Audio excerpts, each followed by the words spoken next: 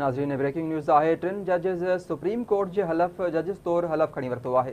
हलफ़ खंडणनि में justice Aqeel Ahmed Abbasi, justice Shahzad Khan ऐं justice शाहिद बिलाल हसन शामिल आहिनि।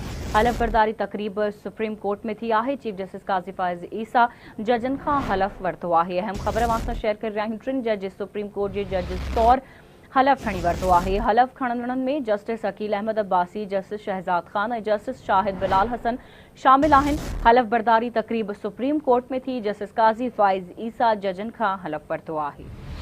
नाज़रीन अहम ख़बर आहे। सुप्रीम कोर्ट जे टिन जजिस तौर हलफ़ खणी वरितो आहे, जॾहिं त हलफ़ खणंदड़नि में जस्टिस अकील अहमद अब्बासी, जस्टिस शहजाद खान ऐं जस्टिस शाहिद बिलाल शामिल आहिनि।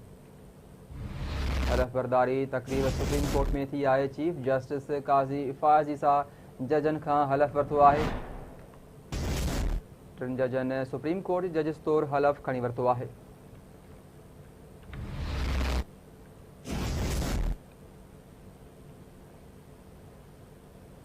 सिंध हाई कोर्ट जे सीनियर जज जस्टिस शफ़ी सिद्दीकी वक़्ती चीफ जस्टिस तौर हलफ़ खणी वरितो आहे। जस्टिस नेमतुल्लाह फलपोटो वक़्ती चीफ जस्टिस शफ़ी सिद्दीकी खां हलफ़ वरितो। जस्टिस अकील अहमद अब्बासी जी सुप्रीम कोर्ट में मुक़ररीअ खां पोइ शफ़ी सिद्दीकी सिंध हाई कोर्ट जी वक़्ती चीफ जस्टिस तौर हलफ़ खणी वरितो आहे।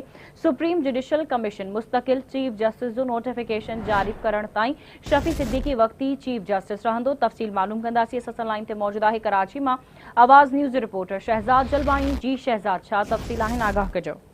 जी बिल्कुल, कराची सिंध हाई कोर्ट में justice Shafi Siddiqui Sindh high court के वक़्ती चीफ जस्टिस तौर हलफ़ खणी वरितो आहे। सिंध हाई कोर्ट के नए मुक़रर थियल वक़्ती चीफ जस्टिस की हलफ़ बरदारी तक़रीब सिंध हाई कोर्ट में थी आहे। जुडिशल कमीशन ऑफ पाकिस्तान की सिफारिश से कानून ऐं इंसाफ़ वारी वज़ारत पारां chief justice Sindh high court justice Aqeel Ahmed Abbasi supreme court जो जज मुक़रर थियण खां पोइ सिंध हाई कोर्ट के सीनियर जस्टिस शफ़ी सिद्दीकी के वक़्ती चीफ जस्टिस तौर मुक़रर किया हुआ है। सिंध हाई कोर्ट के सीनियर जज जस्टिस नेमतुल्लाह फलपोटो और सीनियर तरीन जज जस्टिस शफ़ी सिद्दीकी के वक़्ती चीफ जस्टिस जो हलफ़ खणायो आहे। हलफ़ बरदारी तक़रीब में सिंध हाई कोर्ट के justice Junaid Ghaffar, justice Iqbal Kalhoro, justice Zafar Rajput, justice Umar Sial, justice Rashid Khan ऐं ॿियनि सेक्रेटरी सिंध हाई कोर्ट समेत अदालती अमले पिणु शिरकत कई आहे। अॼु इन तक़रीब में सिंध हाई कोर्ट के रजिस्ट्रार पारां वक़्ती चीफ जस्टिस जे हलफ़ बरदारी तक़रीब जा इंतज़ाम मुकम्मल कया विया हुआ। Justice Aqeel Ahmed Abbasi supreme court जो जज मुक़रर थियण खां पोइ सिंध हाई कोर्ट में 40 जजनि जी जाइ ते 31 जज मुक़रर थियल आहिनि, जॾहिं त 9 जजनि जूं जायूं अञा ताईं ख़ाली आहिनि। जी, बड़ी महिरबानी शहजाद अपडेट करण लाइ।